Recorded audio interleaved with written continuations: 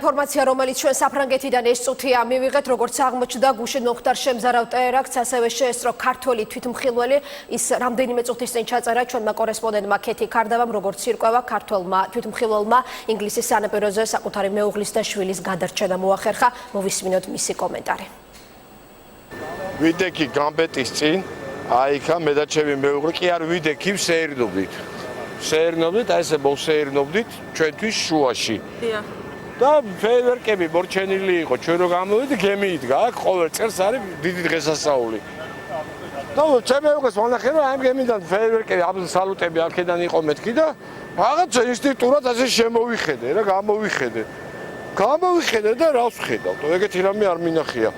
რაღაცა უჩხულივით მოფრინავს თეთრი ეს დიდი გრუზავიკი, ერთ 20 მეტრაში იყო, 25 მეტრაში და ჩემ თვალებს არ დაუჯერე რა. ხალხს ჭყლიტავს და ასე ფანტავს. ხო გამიგეთო, ჭყლიტავს, ფანტავს, ასე მოდის ჩემსკენ და ასე მოდის და ირინა შემოვატრიალე, ჩემი მეუღლე მეთქი. ხო არ მეჩვენება მეთქი, შეიძლება მე გავგიჟდი მეთქი და ვაი დედასო და ირინა ასე გადმოვახდი აქეთ. აქისკენ. ხელი მოკიდეთ და კი, გამოვწიე ჩემი მეუღლე და კიდევ ორი კაცი და ჩაერგე ჩაიქროლა. აი ესე გვერდზე ჩამიქროლა, ესე ჩამიქროლა. გაიტანა კი არა გაქონდა და მე ორი კაცი ასე დამეგდა და გოგო ეგდო აქ თავი ავაწევი და სისხლში იღურებოდა და ბოდიში და ბავშვი ეგდო და იქ ფეხი და ხელი